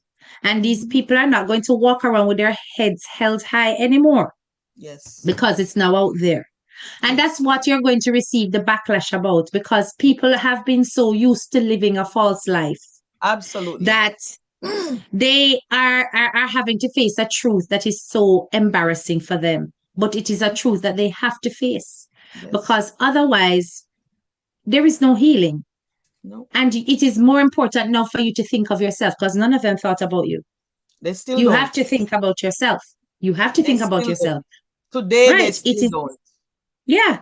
It is about your healing. You're moving on. You faced your demon. You faced your monster. Yes, and he did not deny it. He didn't deny No, he it. didn't. No, he didn't. When I gave him the gruesome details, he didn't deny it. He was just like, "Oh, my son, me used to do you. Me did do that. Me really said that to you." Yeah, yeah. But he blatantly said it in his own mouth. He said it. Mm-hmm. That's, apart from you. Mm-hmm. Him only do one other cousin. Yeah. He blatantly said it. Mm-hmm. Boy, Yvette, all I'm going to say is that I give God thanks for your life. You have not gone through what you've been through for no reason. And as much as it was a horrible experience and a horrible memory, you are a testament and a testimony to many out here. And I'm not talking about just our age group, older and younger. Must know they do not need to keep silent about it. They need to speak up. And to hell with family that ostracizes you, because that's not family. No, they're good. I don't need them. I'm good. Absolutely not. Right, let's take a look at some of the comments. So let me go through some of the stuff that people have been saying. I'm conscious I haven't been looking at the comments, right? No matter what, I would not go away and leave my daughter with relatives. Jay, I'm glad you said that, but not everybody has that privilege. And it shouldn't be the case that you leave your children with family and this happens. Now, it's important to notice that as much as it's a horrible thing to have to go away and leave your child behind, it's not to be assumed that every family is going to handle your child like this. This man is sick. And you don't know where his sickness came from, what happened with him as a child. Why it is that he feels that that kind of behavior is normal? Oh, I did ask him. I did. It's in the confession. Part Good. got cut off before, and I repeated it because I had asked him. I said, I know hurt people, some of them. And I asked him if it ever happened to him, and he started bawling and saying when he was 14, some older boys that used to, the family knew them, and they used to go bush and cook, dig yam together and cook. They RAPED him, and I See? repeated it in the confession. I said, you told me that the older boys did that to you and they hurt you. So I said, why would you turn around and hurt me, your little 10-year-old niece? Why? And why couldn't you stop? At no point you couldn't stop in those 2 years. You couldn't stop. Why? Generation of silencing. A generation of silencing. Mm-hmm. So he went through a terrible Yes. situation himself. Yes. And he then turned around and he did it with you. Yes, and others. And Yes. others. And in his mind, his intimacy has already been perversed as well. Mm-hmm. So even though he has a wife, and there's no sympathy here for him, but at the end of the day, even though he has a wife, that's just a facade for whatever is going on the inside. Like lots You of other. know? Now, for that, you can take something away that if it wasn't you, if it wasn't your sister, it would have been another child. Yes. In other words, it's not because you were particularly weaker. It's not because you were silent. It's not because you didn't react when he put the machete. It's not because of that. He was determined to do what he was going to do with you. Mm-hmm. It would not have gone any other way because he's already twisted in the head. Mm-hmm. From he was 14. See that? And a sick person like that, if they don't have help and they grow into adults, needs to be institutionalized. Because it can't stop now. And people keep on asking me, why did I take so long to do this? They're not understanding. I wanted to do this way back. Many times I tell my mom. I don't mean to cut you. What do they mean by why you took so long? You told your mother. Yes, yes, yes. You told your grandmother. You told your mother. You told the other good grandmother. You've been telling. Yes. So when they tell you that nonsense, remind them that you have already told. You told from you could speak out. You told. Yes. You have never been silenced like that. I talk about it all the time. Whenever I see the Jamaica Gleaner Star put anything like this online, I put my comment and I talk about my story. I went on live with Wally British in 2018 and talk about this. I've been talking about it. I've never kept it secret. All my friends in Canada that know me can tell you my story that I've told them year after year after year. The only reason I never went for him is because my mother keeps telling me to leave it alone. Don't bother. Don't get yourself into trouble. And I'm like, right now, I'm like, my mom's in her 70s too. And I'm thinking, with my sister threatening my life, no, I had to do this. I had to do this. Who wants to be vexed? Who don't want to talk to me? That's fine. But I had to do this. And I waited too long, which also makes me feel a bit guilty if he did it to other children anytime after I was an adult where I could have saved them. That sits on my brain too. That part. Yes. But you know what I'm going to say to you, Yvette? You're not the one who's supposed to carry that guilt. It's not your guilt. You told many adults who were in positions of care. Yes. They ignored their duty of care, not just to you, but to every other minor that was in his company. The guilt is theirs, not yours. Thank you. So, when your sister is pointing a finger at you, tell her, blame your mother because I told her. Tell her, blame your grandmother because I told her. You told all the adults who were supposed to have duty of care of every minor that was in his company. Yes. And it still carried on. Yes. So at the end of the day, you have no guilt to carry. It is not your burden to bear. because every adult in that situation lets you down. Yes. Every And one let of her them. down. And let her down. That's right. Yes. She was not protected. You were not protected. Even splitting you, the two of you should have been sent to that good grandmother's house, Absolutely. not just Absolutely. one. But I get to understand my grandmother needed to feed her monster. Hmm. And after my sister, there was another cousin, but they don't want to talk about it. And they're cursing me. I should be talking about my story, not other people. There's another cousin that she brought to that house after she brought my sister to Kingston. When my mom was filing for us, she went to one of her other child and took another daughter who was younger than us and brought her into the house to feed her monster. And he did the same thing to her. Hmm. Yep. Yep. So them And you can't never hate know, me you know, you all see they that want. grandmother, I bet you she knew about the raping of her son. I bet you she knew. I asked him if he told her, and he said he started crying. No, but those things, them they said those things are boy and boy thing, you know, talk about them thing, them man, you know, talk about them thing, and that's how he was carrying on. I bet you she knew. I bet you she knew that something happened. And And the she thing would have is, rather him keep it. Big up yourself, Vibe Studio in the building. I see you. Yeah. Big up yourself. Yeah. I'll tell you something. His nickname, which I'm putting two and two together now. His nickname, you know, when somebody have one hand, them call him Wani, one foot, they call him Wani. Fatty, they call him Fatty, all kind of something. Yeah. Black hand, Yeah. them thing there. His nickname is Gay. We all grow up calling him Uncle Gay.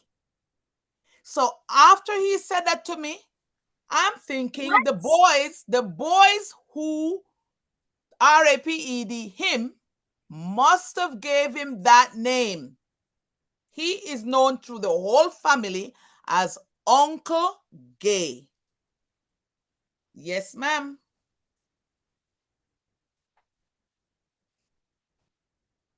That Everybody is calls him that. sick and twisted. That's serious. Everybody calls him Uncle Gay.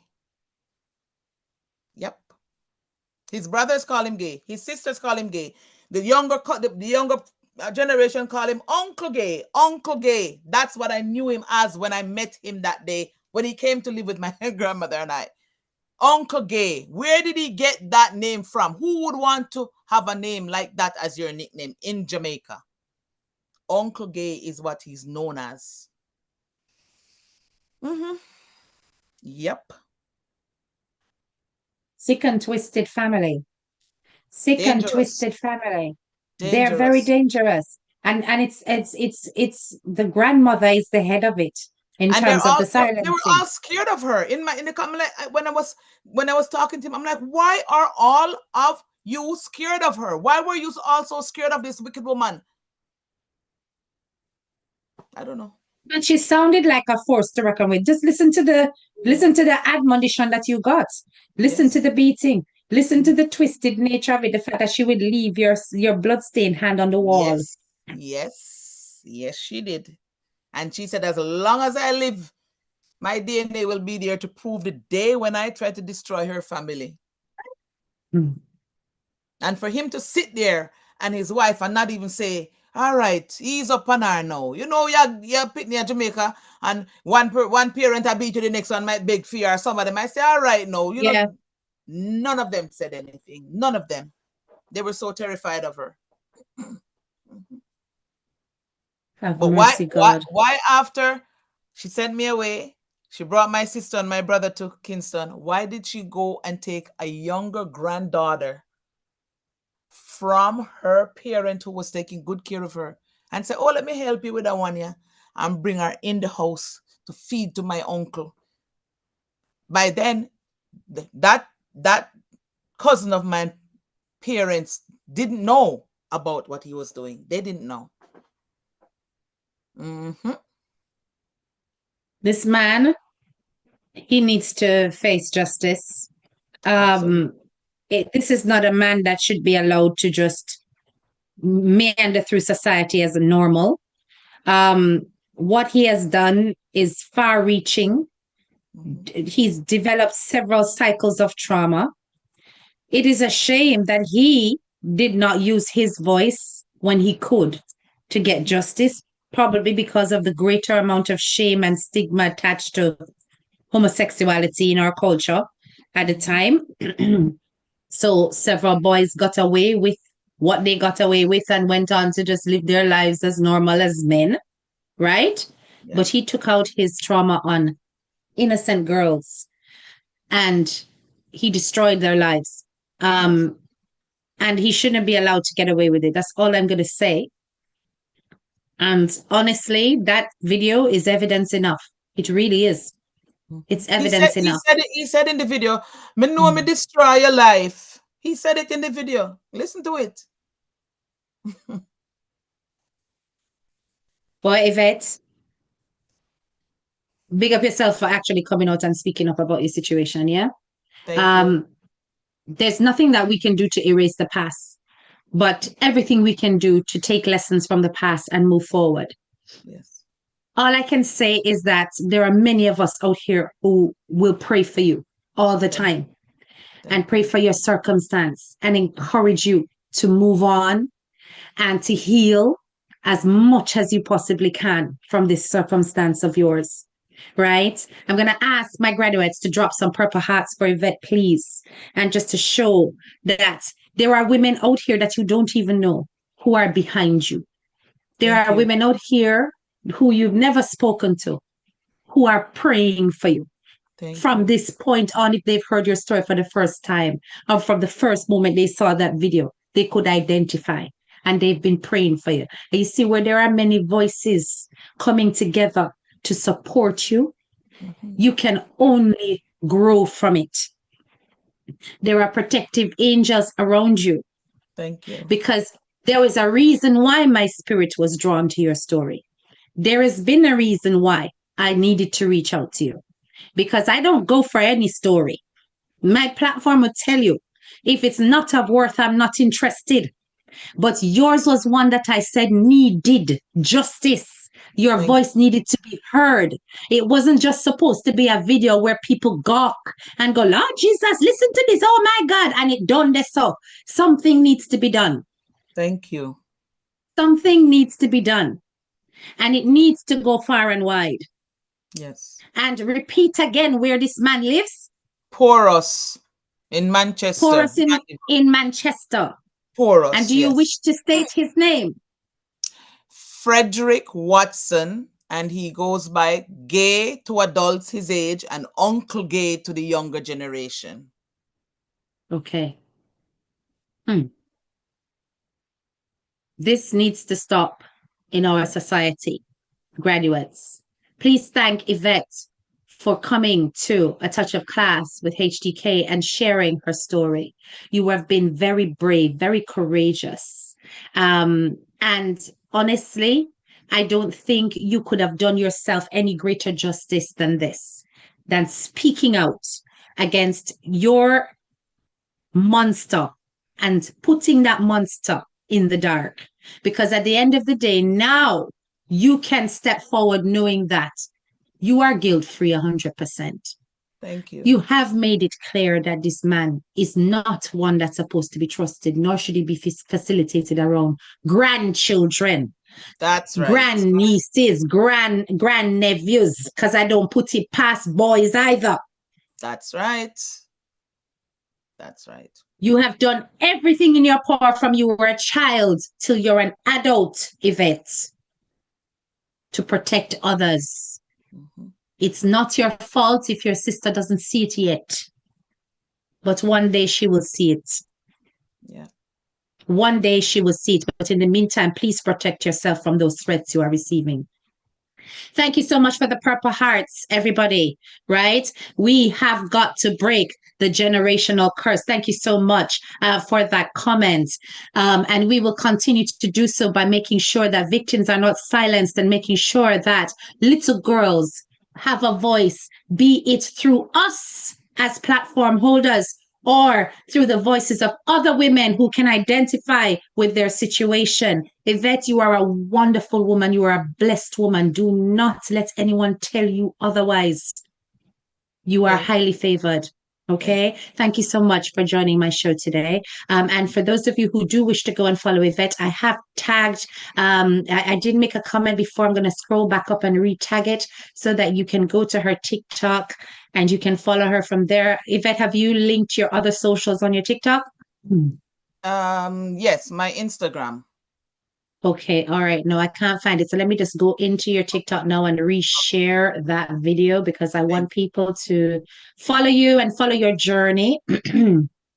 Just in case you want to go live, talk about other developments, anything else that has happened with regards to this uncle and anything else that you can share. I'm certain you probably go live. You become an inspirational figure. I can just see it, right? So hold on. I'm just going to copy the link to the general profile and drop it here. Please do follow her, right? I'm going to pin it. There you go. All right. There we go. Right. Thank you so much again, Yvette, right? And do keep in touch with me. You're following me now on TikTok, so we will keep in touch with each other. All right. Thank you so much for sharing your story. We really appreciate you letting us in to something that is actually quite painful. But like I said, it's not your shame. This is your glory because you have been able to stand up to one of the worst things that any woman can stand up to, and that is a predatory male. And you did so successfully. You ought to be proud. Okay. All right. Okay. Thank you so much. Graduates, make sure that you like up the live on your way out of class. All right. And ensure that you share this live as well. Now, I am going to, Yvette, you can turn your video off now and mute your audio. I am going to private the live for a little bit because I have to remove some of those bits that will make YouTube flag it. But even if you share the live, please let people know that it will become public again. So don't worry about that. It's only a matter of time that it becomes public because I have to do the stuff in the background to protect the channel and to protect the video. All right. Lord, beneath a rest my voice. Graduates, big up on yourself. Thank you so much for the purple hearts. Thank you for everybody who attended class today. And don't forget to subscribe to my channel if you are new and to double click that bell. This is your girl, Head Teacher K, and I'm out. Bye-bye.